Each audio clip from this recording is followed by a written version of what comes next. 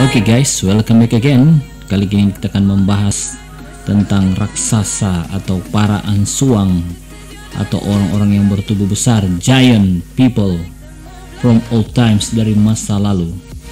Jadi kalau kita sebagai umat Kristiani dengan referensi kitab suci Bible, kita banyak menemukan kisah-kisah tentang para raksasa. Mulai dari zaman Nimrod, seorang pemberani, pemanah, dan juga sampai ke zaman David dan Goliat, di mana dikatakan bahwa lembing dari atau anak tombak dari Goliat tersebut beratnya itu 250 kg. Ini berdasarkan fakta penelitian arkeolog.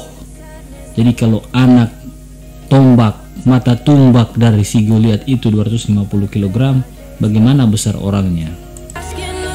Nah, di daerah Kabupaten Sangihe, Sitaro sampai Talaut itu banyak ditemukan jenis-jenis raksasa.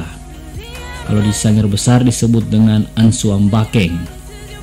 Kalau yang di Siau disebut dengan Yonding.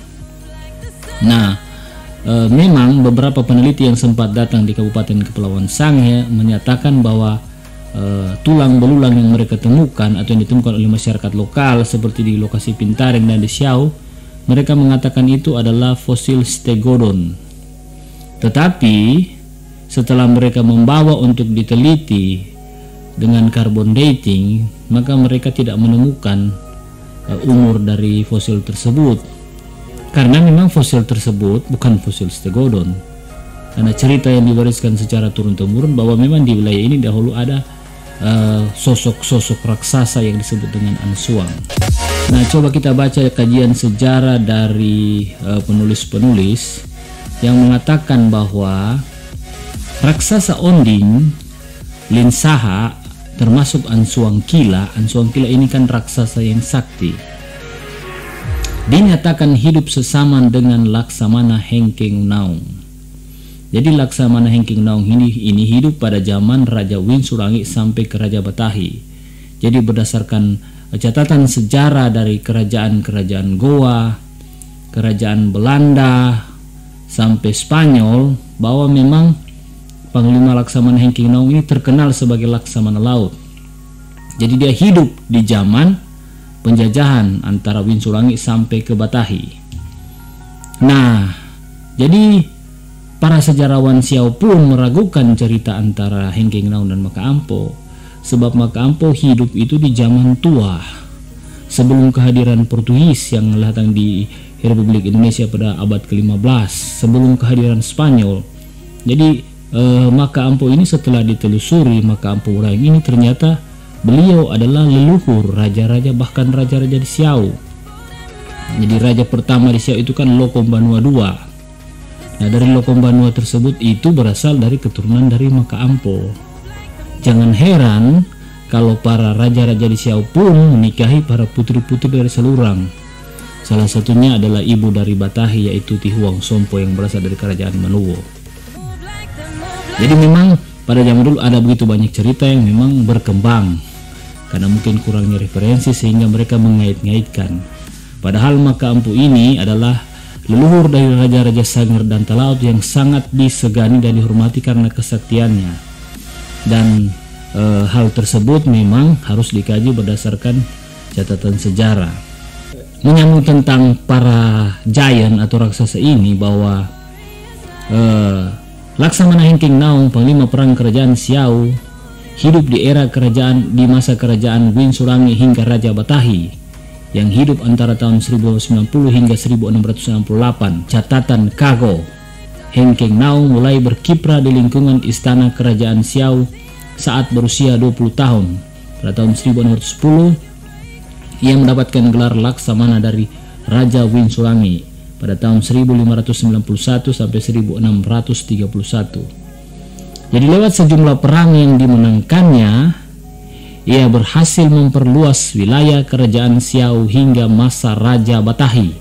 Dari sini masa keemasan kerajaan Siau ini ada di Raja Batahi, yang berhasil mengalahkan pasukan armada laut kerajaan Kesultanan Ternate yang bergabung dengan VOC, dikalahkan oleh kerajaan Siau pada masa pemerintahan Raja Batahi pada tahun 1639 sampai 1678. Dan ini ada dalam catatan sejarah penyebaran agama Katolik, catatan sejarah dari Ferdinand de Magalhães, dari referensi-referensi orang Spanyol, dan juga referensi kerajaan Manado, di mana tahun ini masa keemasan dari kerajaan Siau, Laksamana Hengkeng Naung ini berhasil mengalahkan sejumlah pemberontakan. Jadi saya katakan bahwa pada era itulah yang disebut oleh sejarawan H.B. Elias, yang juga ada pada buku saya itu, dibantu kesaktian musik Negis Olri dari istrinya, Hengkeng Naung berhasil mengalahkan Onding yang meneror kehidupan penduduk Pulau Makarehe. Pernyataan senada juga disebutkan sumber-sumber lainnya, termasuk kisah tentang Hengkeng Naung yang dinyatakan pernah beradu kesaktian dengan seorang pahlawan Dago. Nah, jadi Hengkeng Naung ini pun pernah beradu kesaktian dengan pahlawan Dago yang disebut dengan Ansuang Kila. Jadi di sana ada seorang juga pahlawan Dago, Ansuang Kila, di mana pertempuran keduanya berimbang dan berakhir dengan gencatan senjata karena tidak ada pihak yang kalah. Jadi Ansuang Kila ini terkenal tidak dapat dikalahkan.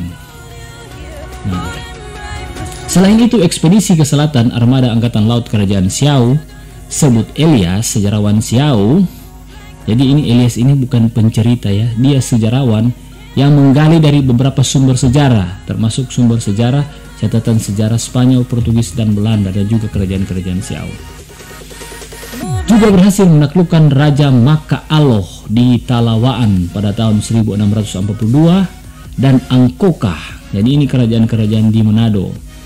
Kemudian Raja Singkil ditundukkan pada tahun 1643. Armada angkatan perang Kora-Kora dan Bininta kerajaan Siau di bawah panglima perang Hengkeng Naung pernah tiba di Leok Bul pada tahun 1645 menghalau angkatan laut kerajaan Goa yang hendak menaklukkan kawasan utara Pulau Sulawesi Utara. Di akhir 1660 ketika Arung Palaka melancarkan serangan terhadap Goa, armada tempur kerajaan Siau di bawah Laksamana Hengkeng Naung ikut membantu kerajaan Goa untuk mencapai kemenangan. Jadi Hengkeng Naung ini pun terkenal di dataran Minahasa. Dia juga pernah membantu walak-walak Minahasa untuk bertempur melawan para bajak laut yang waktu itu sudah sampai di Kasuang di wilayah Tondano mengarah ke Tataaran 2. Di situ terjadi pertempuran yang sengit, dan waktu saya kuliah di Tondano saya pun sempat bertanya kepada mereka bahwa mereka benar. Leluhur mereka mengiyakan bahwa ada orang Sanga yang disebut dengan pahlawan Hengkeng Naung itu membantu para walak-walak Tondano untuk mengusir para bajak laut dari Mindanao yang sudah mau sampai ke wilayah tersebut untuk menculik para wanita.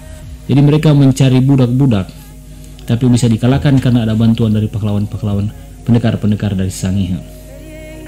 Jadi memang pada catatan sejarah tua atau kisah-kisah kerajaan memang disebutkan beberapa Ansuang, termasuk di Siau Onding, di Gunung Awu itu Ansuang Bakeng yang dikalahkan oleh orang-orang Panggelawang beserta saudaranya, dan juga di Dago Ansuang Kila yang tidak bisa ditaklukkan oleh bahkan Hengkeng Naung karena terlalu sakti. Jadi ternyata kehidupan Hengkeng Naung ini berada pada masa keemasan dalam pemerintahan Raja Batahi, anak dari Raja Winsurangi.